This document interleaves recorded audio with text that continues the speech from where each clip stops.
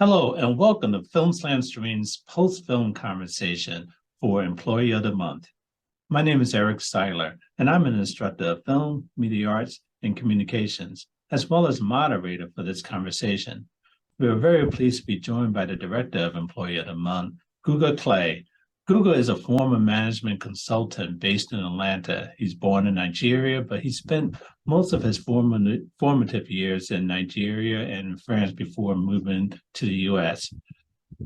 He's a former Wall Street employee, and he's also traveled the world and has made this really interesting film, Employee of the Month. Hello, Guga, and welcome.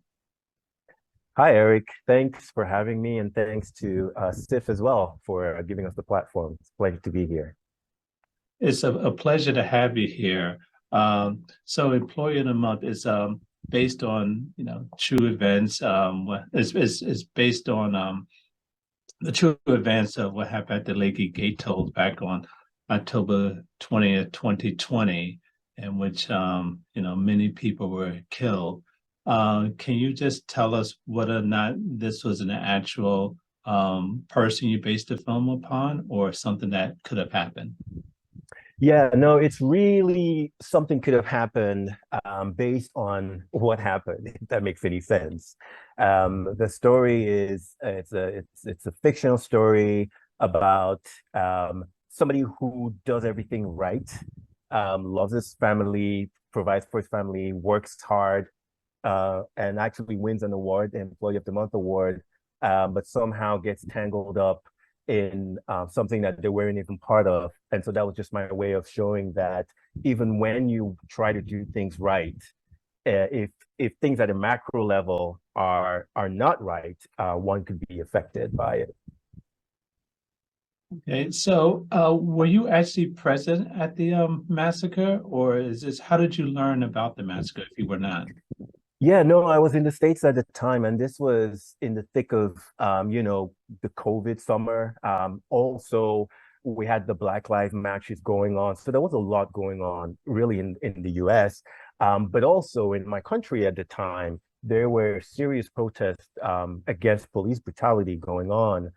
And it extended for quite a few weeks. And it started to look like this may be Nigeria's form of the Arab Spring. And I think the powers that be were very well aware of that as well.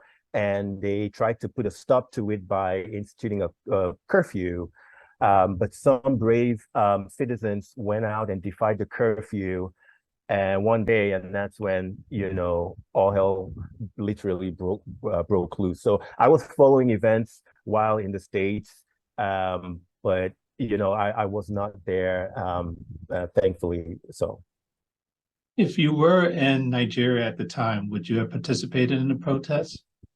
Eric, I would have, and I say that without hesitating because I know who I am as a person. And whilst I was happy to not be there, I also felt guilty of sorts for not being there.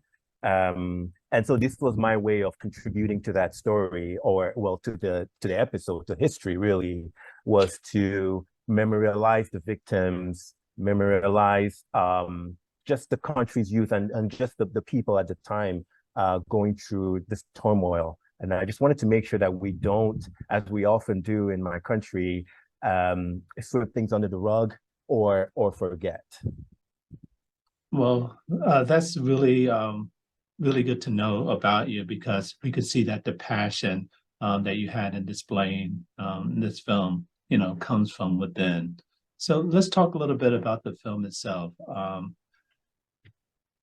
When did you decide to actually make a film on this, and how did you go about actually making the film and getting the footage? If you could just take us briefly through the production process.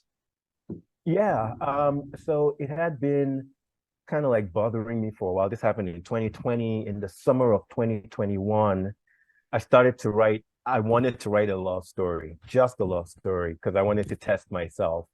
And then I promise you, all of a sudden, I'm writing this story without really being aware of it. It was, I guess, my subconscious maybe. So I wrote it, I shared it with a couple of people, and they liked where I was headed with it. And so that began the process of raising money, and then trying to put together a team. And then I met this cinematographer on Vimeo because I really liked what he did. And I just reached out to him, sent a cold email, told him what I was doing, told him I didn't really have money, but I guess he could see the passion. And he agreed. By the name, his name is Matthias Mache Robielki, based out in Berlin. And he not only agreed to do it, he agreed to do it for free. And at that point, when I was able to convince him to join this project and really be a part of the team, that's when I started to really believe that we had something here. And then he just continued. He said one day he was like, "Hey, I read this story again, Goga. I really think we should shoot on film." And I'm like, "Well, yeah, but we can't afford it. How do we do it?" And he's like, "Yeah, we should just ask Kodak." So again, we shoot off an email to Kodak, telling them what we're trying to do, send them the script. And somehow they wrote back and said, "Sure, we'll give you 10 rolls of free film." We did the same with Ari, asked them for a camera, a film camera, and then they gave it to us. And then we just had to ensure that, of course, but that's just how things started falling in place. And then I just knew I'm really a believer in Providence. I just knew that this was something else, really that this was meant to be, essentially. That's really good to know, especially for our audience watching, how, if you really are passionate about something, you reach out, there are people willing to assist. So in terms of filming this, where did you actually shoot this film? And tell us a little bit how you were able to get the actual footage from the protest. Yeah.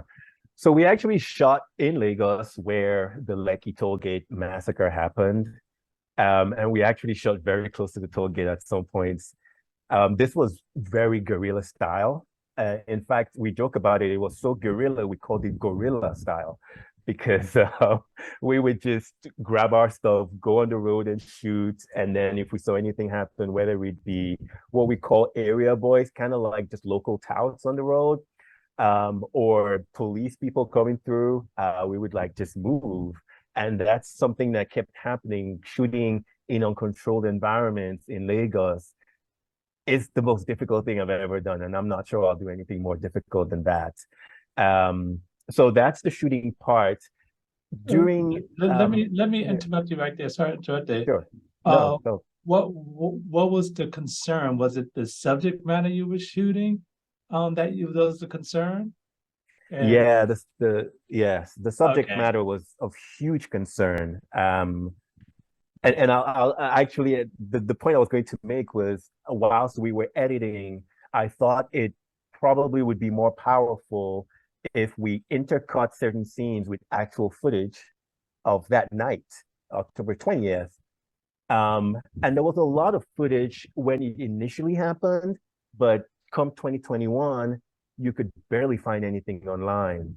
It turns out that certain people in certain places didn't want any available footage because they basically said this thing didn't happen. So getting the footage was incredibly difficult. I would reach out to people, and I got accused of being a government informant several times because, I guess everyone is suspicious of the next person, which kind of happens in a police state.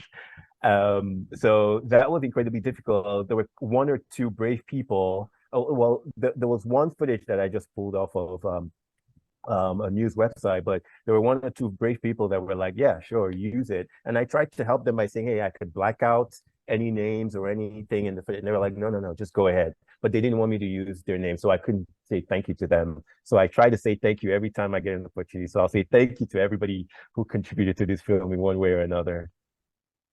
Okay, yeah, good. How long did it take, the entire filming process? Filming itself was only 3.5 days. So 3 days of shooting with actors, and then the half day was just me and Mache, my DP, just driving around and trying to get footage of Lagos. Okay. In terms of the script, how long did it take for the script? Was this based on one of your previous love stories and you just decided to have a tragic ending, or? No, not even. I tend to almost write off of memory, and by that I mean I typically see it in my head first, and then I just regurgitate it on a piece of paper. So when I was writing, I had already kind of like seen the film play out, and I just kind of like just wrote out what I was seeing as I was writing it. So even though initially it was just meant to be a love story, all of a sudden I'm seeing all these images in my head and I'm just writing. So basically that's how I write. I see stuff and then I just vomit it onto a piece of paper. Mhm. Your actors, what did you find your actors? One of my producers doubled as a casting director, and he just, well, the lady who played Sandra, Elma, by the way, she is somebody that I had seen in certain things, and I thought she was strong, and I really wanted to work with her. And then Tokwe Tedela, the actor who plays Ibn Abo, the lead character, came onto this project 2 days before we started principal photography, because I literally had another actor who was going to play it, and we had all this planning done. And then 2 days before shooting we started shooting on Friday. Wednesday evening, I get the unfortunate news that due to some conflict and unforeseen circumstances, he couldn't do it. So we just scrambled all day, all night. And Wednesday night, Thursday morning, we settled on Top Bear, and it was a blessing because I thought he was just awesome. Yes, yeah, both of your main actors were very, um, very good, very convincing, good chemistry between them. You actually believe that they were an actual couple. So good job Yeah. in making that happen. Until so, the question now: what has the response been to this film? So I'll start with the international community and folks who've seen it back home in Nigeria. It's been really good, actually. Nothing but great things. Um, a couple of family members are a bit worried. Mhm. Um, and not to be a conspiracy theorist, I've had some calls from some really questionable characters who wouldn't introduce themselves and want to find out about me and about the story and things like that. Obviously, I'm careful, and on top of that, I'm actually paranoid. So I try to protect myself as best as I can. But yeah, it's been largely positive. So, have you received any feedback from the Nigerian government, the military, the police? No, and part of the reason for that is it's doing the international film festivals right now, so it's not really been out there from a commercial perspective. I will say this though, um, it, without mentioning any names, let's just say a local film festival wouldn't screen it, and pretty much told me why. So yeah. Right, it's understandable, huh? So, in making this film, what was your overall intention for doing this? Was it to bring awareness to what has happened? Was it to bring shame onto the systemic, treatment of the systemic ways of law enforcement? What was your goal? Yeah. Honestly, so we have a very good track record when it comes to hiding stuff and almost forgetting our history, Nigeria, that is. So this was my own way of really just, number one, making sure we didn't forget what we've been through. And I say we, even though I wasn't in the country at the time. But it's also to bring awareness to this topic and just make sure that folks know about what's happening around the world. There's injustice everywhere, right? Like I said, there was Black Lives Matter going on while there was and SARS protests going on in Nigeria. So it's pretty much just lending my voice to all the iniquities that are happening, in my own little way. Okay.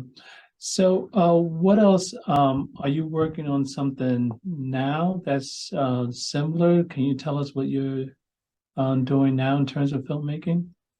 Sure. Well, I don't seem to learn my lesson, so I am now making the Well, I'm writing the feature-length story of this, introducing some other characters. So we will tell the story from different viewpoints, or vantage points, if you will. And yeah, I'm loving the process, but I'll say it's very difficult, even like while writing Employee of the Month, because I try to be as authentic as I can, which means I do a lot of research, and it's really difficult reading about people that were killed for absolutely no reason. So it really took me to a difficult place mentally, and I don't know why I'm putting myself through this again, but it's just again my contribution, I guess. So this film hopefully will have legs, and this what you talked about. Hopefully, you're trying to get a feature done from this. What would you like the Nigerian government to do? Or Yeah. doesn't matter? You just want to get the information out there. What do you want the government to do? I mean, in a perfect world, they would simply admit they're wrong and try to correct it, right? By compensating the families one way or another. And I think even more so than compensating the families, it's just an admittance of what happened. You can't kill people and then turn around and say it didn't happen. There's video evidence. So, but again, I'm not like holding my breath there. So for me, it's really just telling the story in a non-judgmental way. I try Mhm. my best to do it in a non-judgmental way. Hence, I use fiction to tell the story around a certain period. So yeah, awareness, awareness, awareness. So students watching this might want to know, is there something they can do? As you know, here in this country, when there's injustice, people protest, they write their politicians and Yeah. so forth to put pressure on. Does that work the same way in Nigeria, in which there could be pressure put on the government to, try to do something? Yes, pressure works really everywhere in the world. The government would always respond in a different way, but pressure works. And if we can do this internationally, and even folks in the Midwest US, somewhere in Cleveland, can actually, thanks to technology, can make their voices heard. They can reach out to whoever, their congressmen or senators, and then just express themselves. So wherever the help comes from, I and all the Nigerian youth and others, I think we will be very grateful. I think it's a matter of just continuously speaking out until there's really nowhere for them to hide anymore. Uh, well, as we wrap up here, a number of people have seen this film, and you said you're putting yourself through the same thing again by working on the feature. Can you share with us a couple of comments that you reflect back on that give you the impetus to keep going, to say, yes, I'm on this correct path. I need to tell this story. Tell us a couple of things that people have said to you after seeing this film. Yeah, so and this gentleman hasn't even seen the film, but I think he saw excerpts and he knew we were doing it. But he was a relative of one of the kids killed on that, actually, not even on the 20th, before the 20th, by this SARS police unit, the Special Anti-Robbery Squad. And was very emotional on the phone call, just thanking me profusely for speaking about it, even though I wasn't telling his cousin's story, his relative's story. Just the fact that I was telling a story about it was something that really stays with me. And also just honestly listening to interviews of mothers of kids who were killed on the day, just expressing how they felt and what they've been through. You can't help but feel guilty. And I'm like, if I can just say anything and do anything to just lend my voice to, the cries of some of these women, I'll do it. So those are the kinds of like messages that really keep me going. Well, great. Well, I hope that this interview aids in helping you to keep going. So thank you so much for joining us today. Congratulations on completion of this film. I wish you all the best in your future endeavors. So thank you again. Thank you so much, Eric. I appreciate the platform, your time. Thank you to Gabrielle and all the members of CIFF. and Film Slam. We're really, really pleased about this opportunity. So yes, thank you.